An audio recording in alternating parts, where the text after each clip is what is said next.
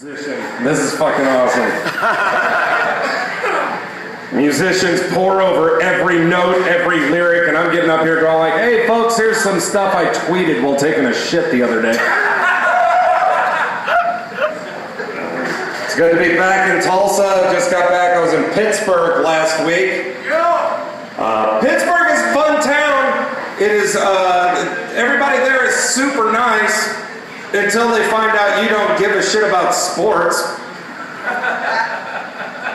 Like one night at one of our shows, the manager came up to me beforehand. He was going like, hey, the turnout's going to be a little low tonight because the Penguins are playing.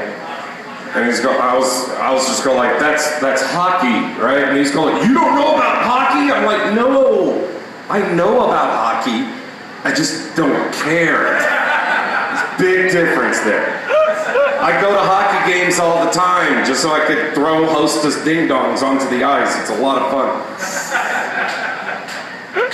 But it's just like, I'm from Tulsa, okay? Hockey just isn't our thing here, okay? In Tulsa, if we wanted to see a bunch of white guys hit something black with sticks, we just wait for the cops to pull over and escalate.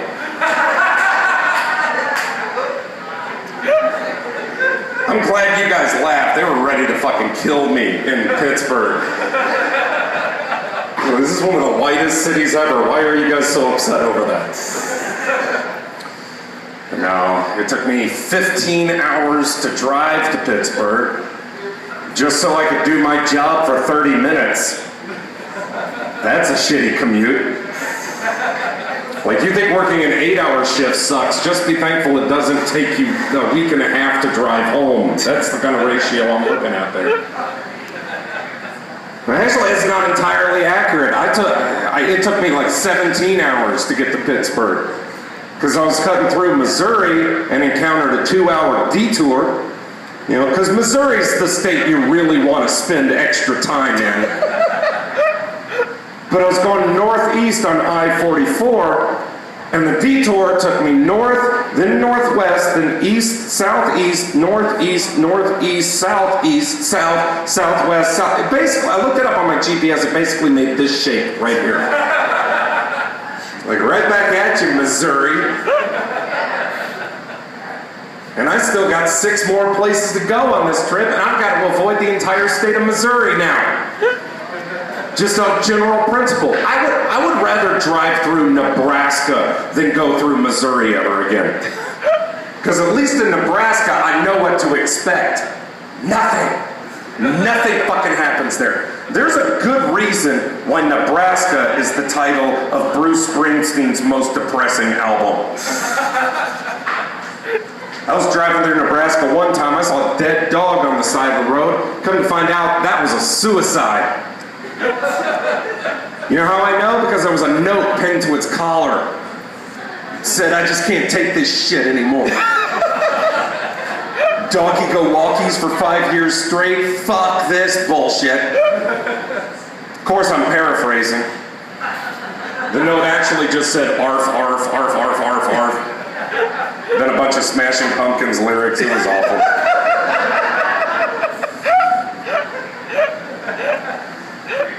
But you learn a lot.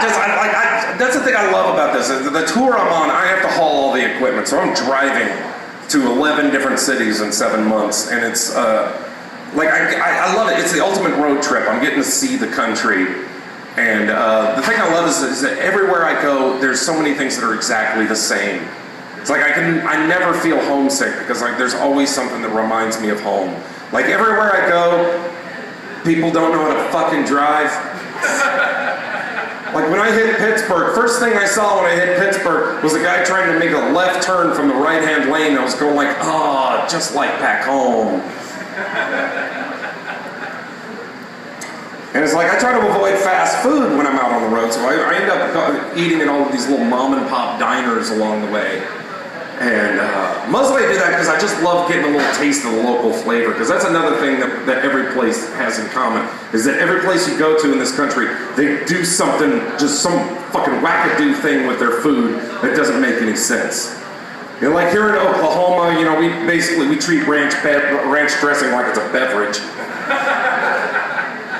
But this trip, it's like I hit Missouri, everything came with barbecue sauce. I don't know what that was about. Indiana, they kept trying to sell me baked apples. I guess they have a surplus or something. Stopped in Ohio, they just served me depression. It was sad.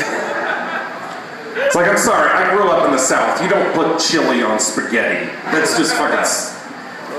You do that down south, they're gonna put you on suicide watch. But then when I hit Pittsburgh, I spent the entire week there. Every meal I had came with pierogi. Never had it before. I was going like, what the hell is this stuff? Oh, it's potatoes wrapped in dough. Like, that's carbs with more carbs, man. Is everybody in this town hypoglycemic or something? I don't know, man. It was crazy.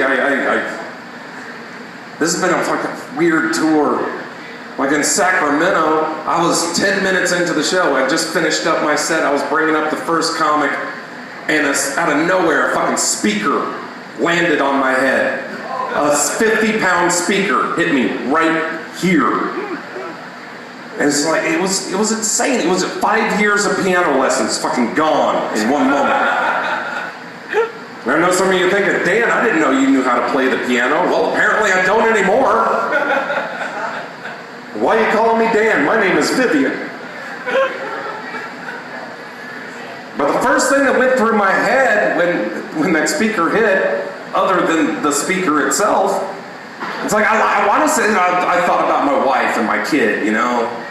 But I didn't. The first thing that came into my head was what my boss told me when I joined this tour. He said, every city we go to, I want you to leave that city with a story to tell. Fucking check. Mission accomplished, boss. Second thing that went through my head is I'm glad I had the camera rolling because I need to put that shit up on YouTube immediately. And here's how cruel the internet is, okay? The first clip I put up of my stand-up was 5 years ago, and right now it is still standing strong at 540 views. I put up a video of me getting hit in the head with a speaker, 1,000 views, day one. If I had known that's what it took for me to get any exposure in this business, I would have dropped a speaker on my head fucking years ago. But the worst part is, that's it for me. I can't top that. Right? I'm not going to turn every one of my shows into an episode of Jackass. But the best I could do is all I could do is put that up against any comic's worst heckler story. When some comic gets off the stage and go like, oh man, that crowd was brutal, I'm just going to look him dead in the eye and go, oh, how sad for you. When a bachelorette party get out of hand, fuck you, I was heckled by gravity. And to be completely honest, I would rather take another speaker to the head than put up with a bachelorette party at a condemned comedy show. Bachelorette parties are the most destructive force known to man, far worse than any natural disaster. And I know that's not a very fair comparison, I know that. You know, natural disasters kill people. But at least they kill indiscriminately. If somebody dies at a bachelorette party, that shit is 100% intentional, I guarantee you. They are worse than any natural disaster, and I can prove it. Okay? You've never seen footage of a hurricane where some of the clouds break off to the side just so they can quietly talk shit about the rest of the storm. When police and firefighters get dispatched after an earthquake, the earthquake doesn't mistake them for strippers. And when a tornado destroys a TGI Fridays, the tornado doesn't leave a shitty Yelp review. But a bachelorette party at a comedy show is the worst combination ever. Like when I'm performing and I see a group of ladies sitting at a table and one of them is wearing a sash and a tiara, I just want to tell them to eat a bag of dicks. But I never say that because I know odds are on their table is an actual bag of dicks. They're gummies. Cheryl brought them. Because make no mistake, folks. Every bachelorette party has a Cheryl. She may not be named Cheryl, but she's a Cheryl in spirit, you know? Everybody knows Cheryl. She's the office manager of her dad's auto body shop, you know? She smokes Virginia Slims and is always asking to speak to your supervisor. Cheryl carries around a keychain that says 1% angel, 99% bitch. And to her, that's a cute little joke, but for the rest of us, that's a pretty accurate disclaimer. Every bachelorette party has a Cheryl, just like every bachelor party has a Chad. You guys know Chad, right? Yeah, he's 38 years old, but he still wears his high school Letterman jacket. Chad's the kind of guy that will tuck in a tank top. You know, that guy. The kind of guy that will pay for scratch-off lottery tickets with winning scratch-off lottery tickets and hold up the line for 15 fucking minutes. Fuck Chad.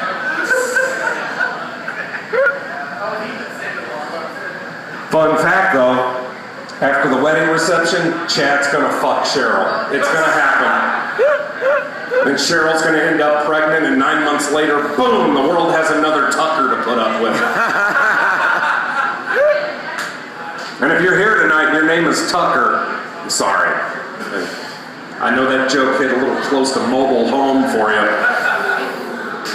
But before you get mad at me, do me a favor, call your mom, ask her how she met your daddy. I guarantee you that story's gonna involve the backseat of a Trans Am.